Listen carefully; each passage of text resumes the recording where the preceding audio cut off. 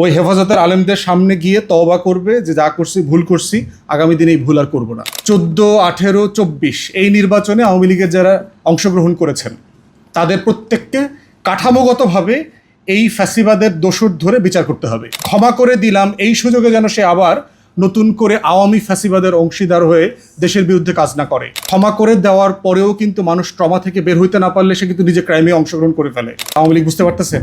এখন প্রশ্ন হচ্ছে আপনি হিলিং কখন করবেন? আপনি এই যে প্রত্যেকটা ফ্যাসিবাদের গর্তগুলো যেগুলো সবাই ওপেন করে রাখছে, এখান থেকে যে লাভা বের হচ্ছে, আমাকে তো প্রতিদিন এই লাভা নিভাইতে হচ্ছে, এটার লড়াই করতে হচ্ছে।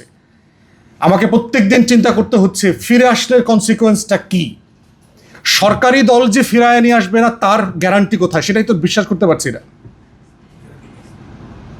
তাহলে এইখানে যেটা হচ্ছে যে যেই কাঠামোগত প্রস্তাবনা আলোচনা হচ্ছে, এটা তো অফকোর্স খুবই জেনুইন কনভারসেশন, কিন্তু এখন আমাদেরকে অনেকে বলে যে ভাই আপনারা এগুলো নিয়ে কথা বলছেন না কেন? ভাই কথা তো কোনটা প্রায়োরিটাইজ?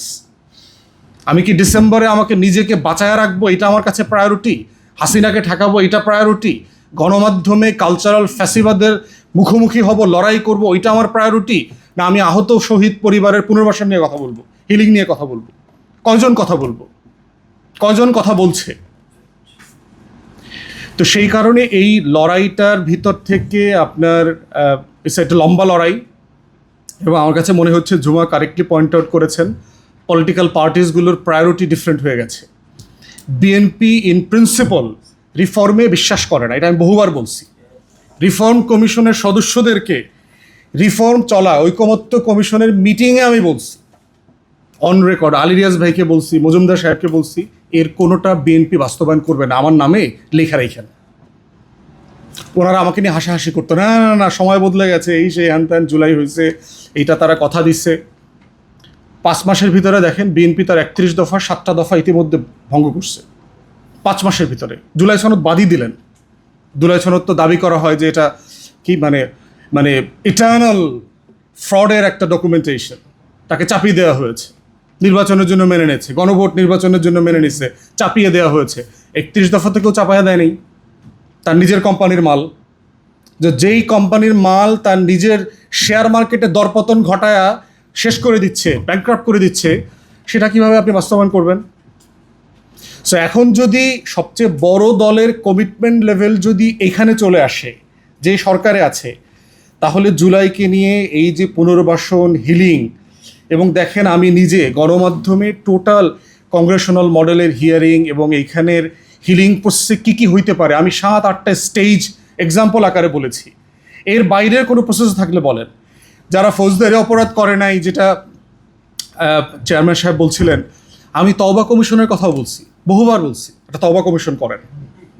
যারা ফৌজদারি অপরাধ করে নাই, আওয়ামী লীগের কোনো পদ পদবিতে নাই, সিম্পলি এবং হেফাজতের আলেমদের কাছে তওবা করতে হবে, যাদেরকে ওরা মারছে। ওই হেফাজতের আলেমদের সামনে গিয়ে তওবা করবে যে যা করছি ভুল করছি, আগামী দিনে এই ভুল আর করবো না। ওদেরকে সোশ্যালি অ্যাবজর্ভ করার সুযোগ করে দেন, যেটা আমরা হিটলারের পরবর্তী শাসনে দেখেছি। ডিনাৎসিফিকেশন প্রসেস ছিল ইউরোপে, সব জায়গাতে করেছে। পাবলিক কমিশন হয়েছে, ওখানে গিয়েছে, মানুষ সরি বলেছে এবং তাদেরকে মাফ করে দেওয়ার একটা প্রসেস তৈরি করেছে। কোন পর্যন্ত যাবেন? এবং আমরা বলেছি যে অনেকগুলো এক্সাম্পল, আপনি সেকেন্ড ওয়ার্ল্ড ওয়ারের পরে যেটা হয়েছে সেটাকে মানবাধিকার আইডিয়া, মানবাধিকারের কনসেপ্ট 46 সাল থেকে শুরু করে এখন এটা অনেক অ্যাডভান্স হয়ে গেছে। অধিকারের নতুন নতুন জায়গা তৈরি হয়েছে। কমিউনিকেশন ছিল না, মোবাইল ছিল না, ইন্টারনেট ছিল না, অতএব অধিকারের মাত্রা, পরিধি, এই গণ্ডিটা অনেক বেশি ব্যাপক হয়ে গেছে। তো সেখানে ওই মডেলে আমরা যাব কি না? 90-91-তে ধরেন সাউথ আফ্রিকান যে মডেলে ডিল করেছে, তারপরেও 35 বছর হয়ে গেছে, আমি ওই মডেলে যাব কি না? রুয়ান্ডার ঘটনার পরেও পৃথিবী আরও 25-30 বছর এগিয়ে গেছে, আমি ওই মডেলে যাব কি না? নতুন কোনো মডেল তৈরি করবেন কি না? সেই মডেলে আপনি কতদূর পর্যন্ত নেবেন? আপনি কি, আমি বলেছি যে কাদেরকে নেওয়া যেতে পারে। একটা অপশন হতে পারে যেমন 14, 18, 24 এই নির্বাচনে আওয়ামী লীগের যারা অংশগ্রহণ করেছেন তাদের প্রত্যেককে কাঠামোগতভাবে এই ফ্যাসিবাদের দোষর ধরে বিচার করতে হবে। সেকেন্ড একটা অপশন হতে পারে আপনি যারা 2008 থেকে শুরু করে 24 পর্যন্ত সকল পর্যায়ে আওয়ামী লীগের হয়ে নির্বাচন করেছেন, তাদেরকে আপনি কাঠামোগতভাবে বিচারের মধ্যে আনবেন। থার্ড অপশন হইতে পারে 2008 থেকে 24 পর্যন্ত যারা বিভিন্ন পদ পদবিতে ছিল আওয়ামী লীগের দলীয়, সেটা আর একটা অপশন হতে পারে।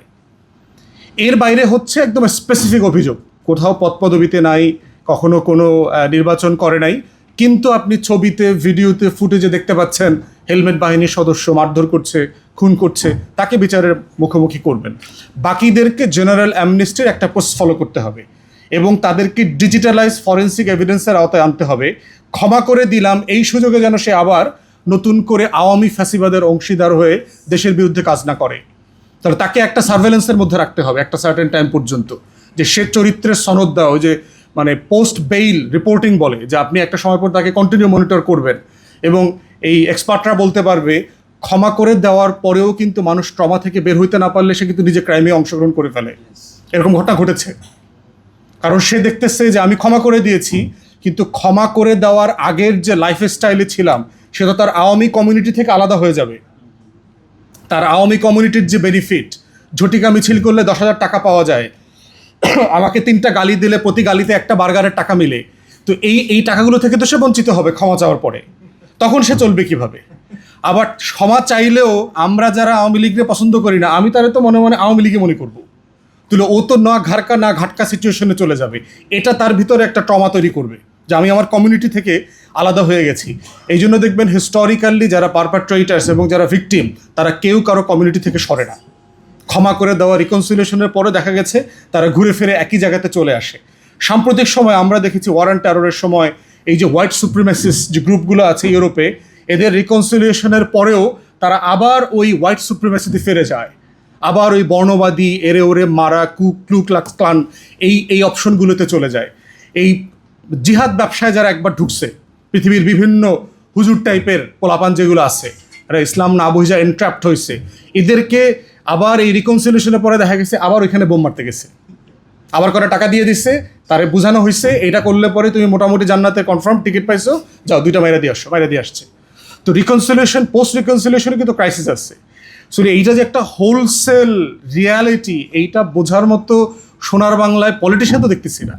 পার্লামেন্টেতে আপনার ইউনিয়ন পরিষদের চেয়ারম্যান মেম্বাররা সংসদে বসে আছে, তার কে জীবিত অবস্থায় মৃত শহীদ, কার বাপ 71 সালে মইরা গিয়া এখনও বেঁচে আছে, কার ওয়াশিং মেশিন দরকার, কার হইলো আপনার ওভেন দরকার, কার হইলো ইসলামী ব্যাংকে কেন হিন্দু নাই, এগুলো নিয়ে দেখবেন ওখানে আলোচনা হইতেছে।